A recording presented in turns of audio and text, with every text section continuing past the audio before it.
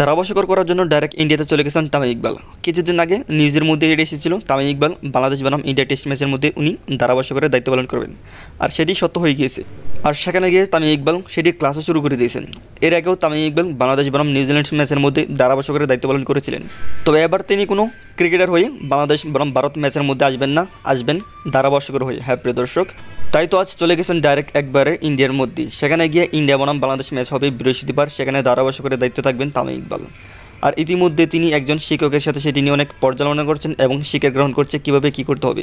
সেই শিক্ষকও তাকে অনেক কিছু শেখাচ্ছে। তামিম ইকবাল ভিডিওতে দেখা যায় এক এক করে সেই শিক্ষককে প্রশ্ন করছে কীভাবে কী করতে হবে, কখন কীরকম কথা বলতে হবে। কেননা তামিম ইকবাল শুধু একবার এরকম ধারাভাষ্যকরের দায়িত্ব পেয়েছিলেন, তখন শিক্ষক সব কিছু বুঝে দেয়।